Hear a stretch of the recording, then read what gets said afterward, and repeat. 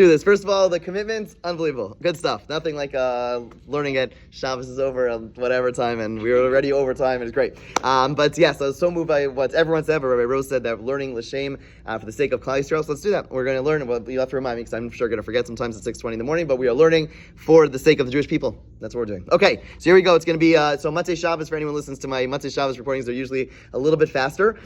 So buckle up. Okay, we are on 94A1. We are on Tzadi Dalid Amud Aleph. So Chatzar Shenifra L'Tzar L'Shus Haram. If a courtyard breaches into the public domain, okay, so you have a wall in a private domain. The wall breaks down, and now it's open into the public domain. Hamachnis mitoch l'shus yachid. A person goes from this breached courtyard into a full-fledged private domain, meaning you go from that courtyard that now has no front wall, omer into a home. Omer shus yachid l'sochar. You go from the home into that courtyard. Chayav, you are liable, meaning that is a full-fledged biblical violation. Private, meaning we're treating that chutzner, that courtyard, like a public domain. Divrei Rabbi Eliezer, these are the words of Rabbi Eliezer. Cham omer mitoch l'shus harabim. They say from that courtyard into a public domain, Omer Shus Haram Tocha, or you go from a public domain into that courtyard. Pater, you are exempt, meaning it's forbidden, but you are exempt, meaning it's not biblically forbidden. Why? Because it's like a Carmelist, meaning it is not a full-fledged Rosh Hashanah, rather is a Carmelist. So basically, Rabbi Eliezer and the Chachamim are arguing about when a wall in front of a courtyard falls down, do you treat that courtyard like a public domain? That is the view of Rabbi Eliezer, which we're going to qualify in a moment, or do we treat it like a Carmelist, which is the view of the Chachamim? Says the Gemara 94a2. Rabbi Eliezer, because it's breached to the public domain, do we treat it actually like a public domain? You want to tell me the entire courtyard is like a public domain because the front wall breaks down? The Gemara says in Rabbi Eliezer Tamei. Rabbi Eliezer is consistent with another opinion we says elsewhere. The time is done on the Brisa. Rabbi Yehuda Omer Shmuel Eliezer Rabim Shebaru Derech LaAtzman. If the public choose a road for themselves, meaning they travel through a previously private field, okay, Mashabaru Baru. What they've chosen is chosen. In other words, if the citizens, individuals, start walking through, if they walk through private lands, that land is no longer considered a private domain. It's now considered a public domain. So that's consistent. Rabbi Eliezer is saying over here that this courtyard is a public domain. We see that Rabbi Eliezer is of the opinion that courtyards, even though they're not your typical Rosh Hashanah, they are able to become full-fledged public domains. Ask the Gemara, Aini, is this so? That's only if they had previously had a path, and now that path is lost, right? This has been a big controversy in different parts of Baltimore, in certain areas where you have people have paths, right? All throughout Baltimore, everyone has their backyards, and then sometimes people want to close off those paths. It's not so simple. Halachically, those paths really belong to the public, but in this respect, we're not talking about who owns it, we're talking about, is it a public domain for the laws of Shabbos, meaning, if I go from that path to somewhere else, do we treat that path as the public domain? So the Gemara is asking over here, when did Rabbi Eliezer say that? It doesn't apply to the entire field. It applies only in a situation where there was a path in that field and the path is lost. Okay, so that's the case. So the Gemara says,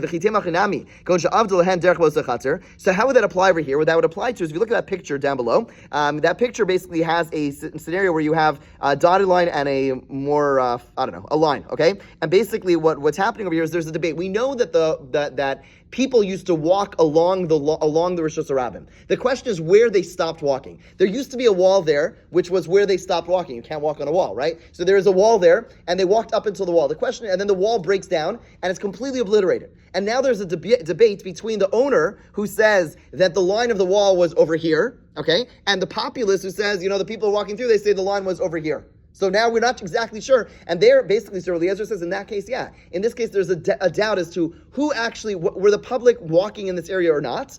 And Rabbi Eliezer says, in such a case, we give it to the public. We treat it like the public space, and therefore it's a full-fledged Rosh Hashanah. Okay, so now what we're moving away from is, initially Rabbi Eliezer was saying that the entire field was Rosh Hashanah. Saying no. You can't treat the whole field like Rosh Hashanah. Of course, most of the field is a Carmelist. It's that specific area under where there was, we're not sure where the wall was, that area is going to be considered Rosh Hashanah. Okay? Ask the Gemara if that's so. The dispute is in the place of the wall, and which implies its entire field. So Aim of the Gemara says, switch the language a little bit, and meant it, al mekom mechitz machlokes. Doesn't mean mintol, meaning the entire courtyard, but rather means under the site of the collapsed wall, meaning that's where the dispute is, but for the rest of the courtyard, that certainly is going to be a Carmelist. Okay? Let's go further. Viva saying another possibility in terms of what Rabbi Eliezer was talking about. What they're arguing about is the sides of Rosh Hashanah. What that means is as follows. You have the public domain domain, and then on the sides of the public domain, you normally have areas which are not typically used by the public domain unless there's a lot of traffic. If there's a lot of people, then they kind of, it's a spillover area. That spillover area, that's where Eliezer and the Chum are arguing about. They're not arguing about a courtyard. They're arguing about a case where, because this wall is no longer here, people, it's a spillover area. It's not really full-fledged part of the public domain, but when the public domain gets very packed, people spill over into that area which once had the wall. They're arguing about is the sides of Rosh Hashanah. Do we treat that like a Rosh Hashanah or like a Carmelist? Eliezer Savar Tzid Rosh Hashanah Rosh Hashanah Damu. He says, Eliezer says we treat it like a full-fledged public domain. Rabbanan Savar Tzid Rosh Hashanah Lav Rosh Hashanah Damu. We do not treat them like a public domain. Ask the Gemara of Liflik B'Tzid Rosh Hashanah Ba'alma. Why don't they just argue about a regular case the size of Rosh Hashanah? In other words, why this whole complicated case where there once was a wall, the wall fell down? Who needs the whole story? Every street, most streets back in the day had the streets, and then they had pegs on the side of the streets, and they had a little bit of overflow space. If things got very busy, people would kind of travel in the overflow space, and that's what they're ultimately arguing about. Eliezer is saying the overflow space is Rosh Hashanah, we treat it like public domain, and the Chum say we treat that like a Carmelist. So why are you arguing about this weird case? Wall falls down, now they're walking on the sides. Just talk about a regular case of sides of the public domain. The Gemara says, you can't do so. If they were talking about that case, we would think that when do the rabbis argue? They only argue when you have these obstructions on the side of the public domain, which make it unsuitable for regular traffic.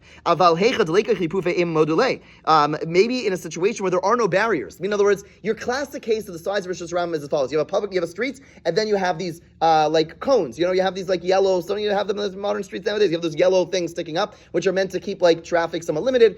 That's what we're talking about. And there, the Chum would say anything past those cones is considered Carmelist. But in a situation where there are no cones, it's just that, this is an area we used to have a wall, and that's why people typically don't walk there, but there's no delineation, there's no clear demarcation. Maybe there the Chum would agree that is a full-fledged public domain. Kamash Malan, the Chum would there have to say no. Not only in a situation where you have those poles blocking off parts of it, that the sides are Carmelist, even when there are no poles, but it's just an area which is not the full-fledged public domain, it's still going to be treated as a Carmelist according to the Chumim. 94a3, here we go. Says the Gemara, why does you're telling me, according to both these explanations, that Rabbi Eliezer agrees to the general field? We're just talking about the edges of the field. Yet Rabbi Eliezer uses the terminology from within the field, which implies referring to the entire courtyard. The Gemara says no. Yes, he uses those words, which sound like he's talking about the whole courtyard, but he's saying it only because of the words that are Rabbanan. I did Amar Rabbanan mitocha Amar Iyuna mitocha. The Chachamim use the word from within it, and therefore he also used the word from within it. So now we turn to the Chachamim for Rabbanan. Why are you talking about from within the field? If you're not, now we started off our discussion 6 minutes ago, by assuming that we're talking about the entire field. We've moved away from that. We're only talking about the edge. And yet the Chum are using terminology which refers to the entire field. No one's arguing about the entire field. Everyone agrees the field, when the wall falls down, the rest of the field is certainly Carmelist. It's only the edges that they're arguing about. So why are they using the words mitocha? So Gemara says, no, this is what's going on. Rabbi Eliezer said a ruling. So the Chum, we asked a question. Rabbi Eliezer was talking about the tzidur which is around the sides of the public domain. And they're talking about from within it. So Gemara says no. Hachika Amar le Rabbanan le Rabbi Eliezer. This is what the Rabbanan said to Rabbanan. To Rabbi Eliezer, Milo kamodis lan hecha detiltel mitochel shosram. Don't you agree to us that the courtyard itself, when the wall falls down, the courtyard itself is, if you go from the courtyard itself to the public domain, or you go from the public domain into anywhere in that courtyard, you'll agree to me that the entire field is treated like a Carmelist. So why isn't tzidei nami loshna? Why should the side area, the little part under where the wall once was, why should that be any different? At the end of the day, there once was a wall here. The wall is no longer here. You, Rabbi Eliezer, agree mitocha that the entire field is treated like a Carmelist. So why are you treating this edge any different? That's why they're saying mitocha, because the whole thing should be the same. Rabbi Eliezer hasam lo kadars l'rabim hachidus l'rabim. Rabbi Eliezer says no, there's a big difference. The edges, people are walking there, and since people are walking there, we treat it like the public domain. The inside of the field, granted, that would be treated like a Carmelist, and therefore, and that's how to read the Mishnah. Let's just start the next Mishnah. Let's have a courtyard which is properly closed in on Shabbos, and then on Shabbos, 2 walls fall down. Let's have a private domain, a house, and 2 walls never fall down. Okay, let's have a mavoi, the street, and the korah the lechi is removed on Shabbos. Mutar b'os Shabbos, they are permitted on that Shabbos, and they're prohibited for future Shabbos. So, Rabbi Yehuda, these words of Rabbi Yehuda, Rabbi Eliezer, Rabbi Yossi Omer, mutar b'os Shabbos, he says no, that's the consistency. If they're going to be permitted on this Shabbos, they're going to be permitted forever. They're forbidden on this Shabbos, they're going to be forbidden forever. In other words, Rabbi Yossi says, we have to understand what he's talking about. Why is that? In other words, Rabbi Yehuda's opinion makes a lot of sense. At the end of the day, this Shabbos, it's not going to be, this Shabbos is still going to be okay. but in the future, if you don't fix it, it's not going to be okay, right? He says, at this Shabbos it started properly, you leave it. You treat it the same way it started Shabbos. Even if the walls fall down, it's still private domain. Rabbi Yossi says, no, there has to be consistency. Whatever's true this Shabbos is going to be true the next Shabbos. Whatever's true next Shabbos is going to be true this Shabbos. Where that view comes from and what it all means, we'll come back to, God willing, tomorrow.